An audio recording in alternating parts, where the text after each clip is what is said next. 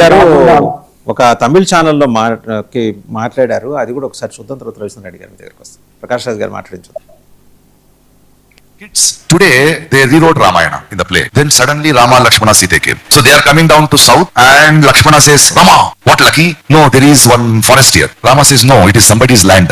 It's somebody's farm. Oh, there are fruits. Can we eat? Yeah. But is it stealing? No, if we are hungry, we can eat. As they are eating, the Shurpanakha and Ravana ant come. And Shurpanakha is very angry.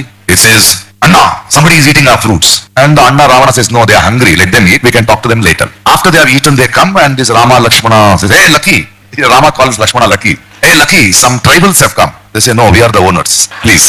Now, since you have eaten the fruit, you have to pay the price. Then, what is the price? Then she calculates, Shurpanakha, and says $2,000 with GST. Oh. And they say, no, we don't have money. Then Ravana says, give them some discount. Okay, 20% discount. No, we don't have. So, in spite giving discount if you don't have the money, then you are not tourists here. You have come in search of food. So, what you do, since you have eaten the fruits, the seeds are there, no? Plant it, turn it into a tree. What is your name? Oh, I am Rama from North. Yeah, I am Ravana from South. Nice meeting you. This children side politics. You guys want to come? Don't force your Hindi. Learn Malayalam, no? You have come to work here. Don't become a manager of a bank and ask us not to eat beef. We will do a beef festival. Right. Come, do something, work something, respect our culture and go. No, one nation, one religion. చూసారు కదా, ప్రకాష్ రాజ్ మనము Congress party representative గా ప్రకాష్ రాజు తీసుకోవాల్సిన పని లేదండి. ప్రకాష్ రాజు ఆయన character, ఆ character typical గా ఉంటది. కాక్రోచ్ పార్టీ తరఫున ఆయన వ్యవహరిస్తున్నాడు, మనం ఎందుకు అనుకోవాలి?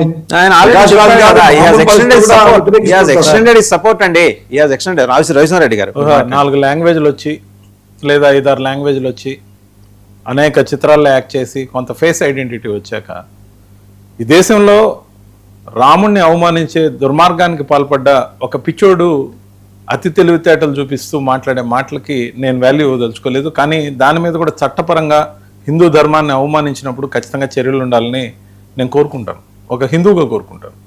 అంతేకాకుండా ప్రతిదానికి దుర్మార్గమైన ఏదైతే ఇప్పుడు నరేషన్ ఇచ్చాడో ఇదే నేను చూడడం. దీని గురించి కూడా ఎవరో డిస్కౌంట్ ఇచ్చారంట, వాళ్ళ ల్యాండ్ అంటే వీళ్ళ ల్యాండ్ అంటే వీడికి చెప్పారా చెవులో ఇవన్నీ? ఆ రోజు ఈ విధంగా మాట్లాడి, ఆ రోజు ఇదే ఇంగ్లీష్ లో మాట్లాడి వాళ్ళందరూ ఇతనికి చెవులో ఎక్స్ప్లెయిన్ చేశారా? ఈ పిచ్చోడికి ఎక్స్ప్లెయిన్ చేశారా? కాదు. కానీ ఒక భావజాలం, సెటిల్డ్ భావజాలం ఏదైతే ఉంటుందో, కొన్ని పార్టీలకి కొన్ని భావజాలాలకు వ్యతిరేకంగా ఎవరైతే మైండ్ ని పూర్తిగా ఫ్రీజర్ లో పెట్టి ఆ విధంగా మాట్లాడతారో ఇది దుర్మార్గమైన hate culture.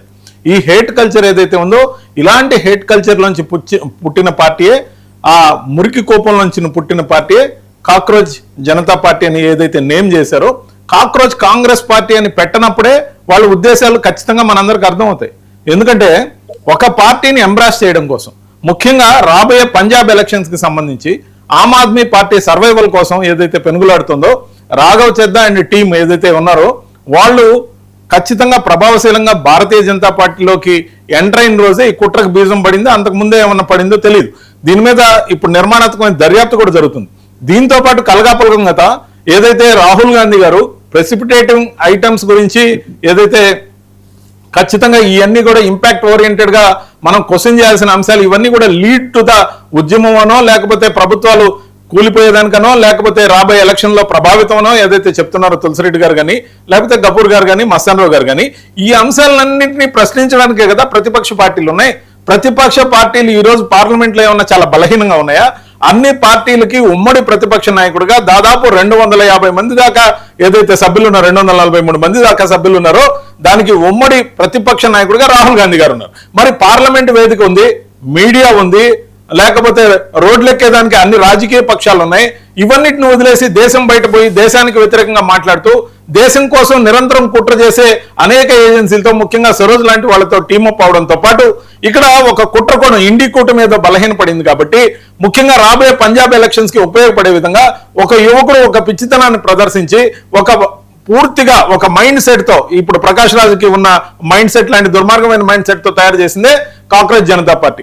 It should be actually in name of cockroach Congress party అంటే నాకేం అభ్యంతరం లేదు. దేశం కలర్స్ వేసుకున్నారు, కాంగ్రెస్ పార్టీ జెండాలో ఆ రిజంబ్లెన్స్ ఉంది. కానీ తెలివిగా దేశాన్ని ఉద్ధరించడానికి one government, one nation, one change అంటే వీళ్ళు కోరితే విదేశాల్లో కూర్చొని ఒక మాస్టర్ చేసుకున్న ఒక పిచ్చోడు ఎవడో మాట్లాడితే అది ఆమ్ ఆద్మీ పార్టీకి సంబంధించిన హ్యాండ్లర్ గా వాడు ఎవరైతే ఉన్నాడో, ముఖ్యంగా సోషల్ మీడియా హ్యాండ్లర్ గా సుదీర్ఘంగా వాళ్ళ సోషల్ మీడియాను చూసిన ఇన్ఛార్జ్ గా ఎవరైతే చేశాడో ఈ పిచ్చి పనికి ఏదైతే సమర్థన వస్తుందో, ప్రతి మనిషిలో ఒక good and bad and ugly అని రకరకాల కంటెంట్స్ ప్రతి ఒక్కరి మైండ్ లో ఉంటాయి, ఎంత మంచోడి మైండ్ లో కూడా ఉంటాయి. అందుచేత వీళ్ళకి వచ్చిన ఫాలోయింగ్ చూసి, అది విదేశాల నుంచి స్పష్టంగా గూగులే చెప్తుంది, ఏదైతే 49% పాకిస్తాన్ నుంచి వచ్చారని, యుఎస్ఏ నుంచి 14% వచ్చారని, బంగ్లాదేశ్ నుంచి 14% వచ్చారని, ఇది దేశ వ్యతిరేకంగా జరుగుతున్న కుట్రని మేమంటే కాదు, చాలా అంశాలు ఉన్నాయి.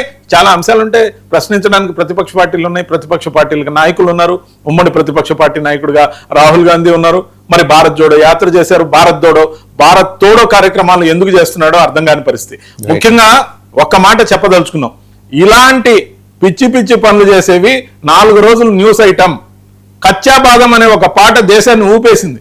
పాపం అతన్ని మ్యూజిక్ డైరెక్టర్ చేస్తారని కొంతమంది అడ్వాన్సులు కూడా ఇచ్చారు. కానీ ఆ తర్వాత అందరు రీల్స్ చేశారు.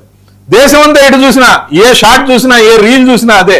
దాని తర్వాత ఈ రోజు ఎక్కడ ఆ పాట వినపడ్డా, ఆ మనిషి కనీసం ఉపాధి కూడా లేకుండా మళ్ళా రోజు కూలికి పోతున్నాడు, అదే శనక్కాయ విత్తనాలు అమ్ముకుంటున్నాడు.